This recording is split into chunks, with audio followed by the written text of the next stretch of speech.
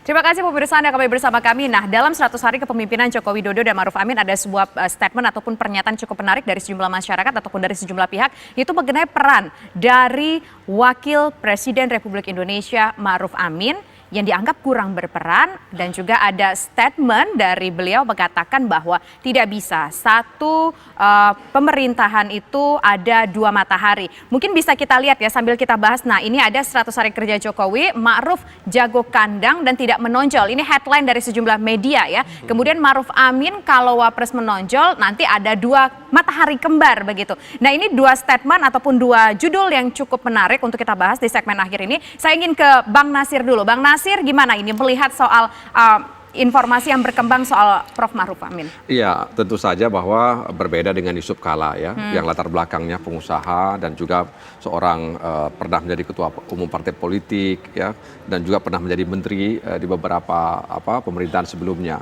Jadi beliau sudah well dengan situasi dan kondisi sehingga cepat beradaptasi. Jadi ini bukan soal matahari kembar, bukan soal jago kandang dan sebagainya, tapi kemampuan untuk beradaptasi dengan situasi dan kondisi yang ada saat ini. Nah, karena itu memang saya harus sampaikan bahwa sebenarnya yang namanya wakil itu dia bukan ban serep ya, bukan, tapi dia ban gandeng. Emang ngerasa kayak ban serep gitu, Enggak, Bang? kan ada orang mengatakan seolah-olah wakil ini posisinya ban serep. Bukan, dia ban gandeng. Dia harus bersama-sama ya menyelesaikan persoalan-persoalan kebangsaan yang dihadapi oleh masyarakat dan negara ini. Nah, karena itu sekali lagi ini bukan soal jago kandang, ini bukan soal matahari kembar dalam pandangan saya, ini soal bagaimana beradaptasi ya dengan situasi dan kondisi pemerintahan yang sekarang ini. Berbeda loh 5 tahun yang lalu dengan yang sekarang ini, dibaca-baca ekspektasi masyarakat karena periode Bang kedua. Nasir ingin bilang kurang kemampuan adaptasi begitu? Ya, tentu saja presiden menurut saya memang harus mampu ya, harus juga kemudian bagaimana wakil presiden ya membagi tugas. Saya nggak tahu ya, nanti kepala staf presiden yang tahu ya, di kantor KSP yang misalnya memberitahu. Persoalannya juga hari ini di KSP saya nggak tahu ya, apakah kemudian ada penilaian terkait kinerja menteri ya, lalu memberikan sodoran data kepada presiden, ini loh menteri kinerjanya 100 hari begini dan sebagainya. Saya pikir sekali lagi ini soal adaptasi, bagaimana ke depan Wapres bisa lebih eksis sehingga kemudian menjadi bahagian tidak terpisahkan untuk memecahkan masalah-masalah. Oke, silakan Mas Dani. Baik, mengenai Pak Wapres, Bapak Presiden itu memiliki leadership yang kuat.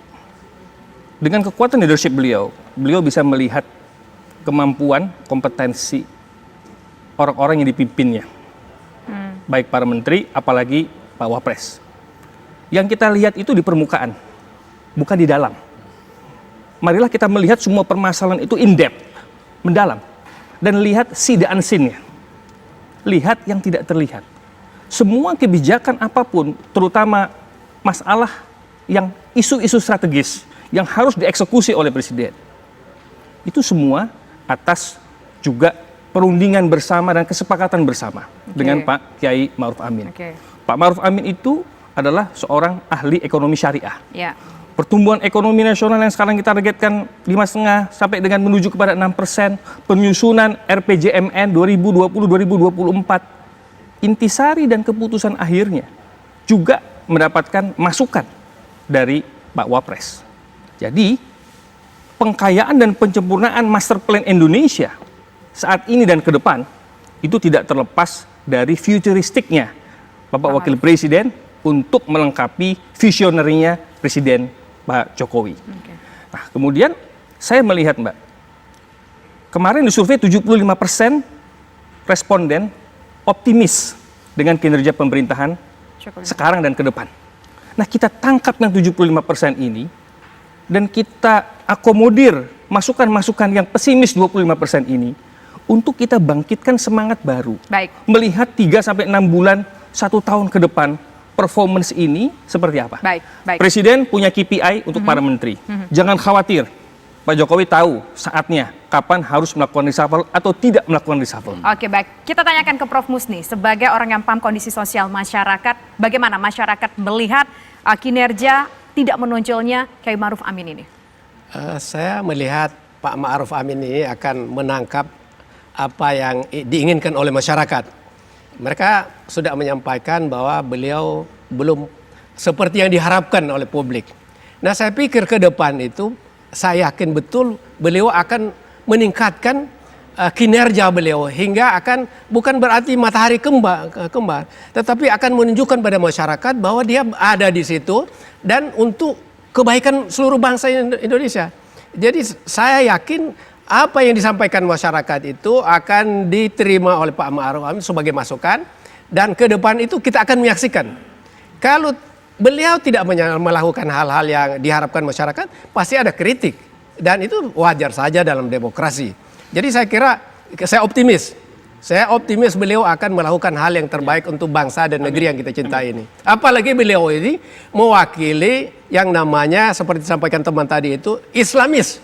Jangan sampai nasionalis Islamis ini tidak menyatu dan berjalan sama-sama dan tidak memberi manfaat pada masyarakat, pada bangsa dan negeri yang kita cintai ini. Saya kira itu. Tapi kalau dilihat Ma'ruf Amin ini atau wakil presiden ini tidak terlihatkah kalau menurut Prof ke publik selama 3 bulan belakangan ini, selama 100 hari belakangan ini? Saya kira ada juga kita lihat, tidak seperti yang dibayangkan. Mungkin barangkali para timnya itu harus lebih banyak menyuarakan, menyampaikan ke publik pikiran-pikiran, gagasan-gagasan beliau agar masyarakat makin banyak mengetahui. Kan ini masalah publikasi saja, penyampaian pandangan kepada masyarakat. Kurang publikasi berarti gitu ya. Nah, kita coba ada peran yang jelas. Ada peran yang jelas ya, Bapak. Baik, kita dengar suara dari Bang Teddy. Menurut saya Pak Ma'ruf itu memang sudah sangat berperan. Apa yang diucapkan, apa yang diputuskan Pak Jokowi itu adalah bagian dari pemikiran Pak Ma'ruf juga. Jadi kita tidak bisa, benar kata Mas Dhani, kita nggak bisa ngelihatnya dari luar saja. Kalau bilang matahari kembar, ya memang dia wakil, mau diapain gitu, ya kan? Jadi kalau mau nggak ada matahari kembar atau mau ada matahari double matahari, ya rubah undang-undangnya. Nah, kalau dibandingkan dengan wapres yang dulu, tugas ini ada yang wapresnya juga membandingkan kan sudah diatur di undang-undang. Jadi kita merefer ke situ saja bahwa Pak Ma'ruf memang wakil presiden, beliau tugasnya A, B, dan C yang sudah diatur oleh undang-undang. Jadi yang dilakukan sekarang oleh Pak Kiai Ma'ruf Amin adalah sudah sesuai dengan porsinya ya? Oke, baik. Terima kasih Bapak-Bapak, terima kasih Mas Dhani. Mulailah kita berpikir positif untuk Indonesia maju. Oke, harapannya tentu Indonesia maju ke depan terus ya, begitu ya? Basic untuk Indonesia maju. Oke, baik. Terima kasih Mas Dhani. Positif, jangan lupa kritik. Of course, betul. Berpikir positif dan kritik itu penting ya, seiring sejalan. Baik. Check and balance ya. Baik, terima kasih Mas Dhani, terima kasih Bang Teddy, terima kasih Bang Nasir, dan terima kasih juga Prof Musni bersama kami selama 1 jam belakangan ini. Dan pemirsa, demikian kebersamaan kita dalam 2 sisi kali ini. Saya Tisa Noveni undur diri, selamat malam dan sampai jumpa.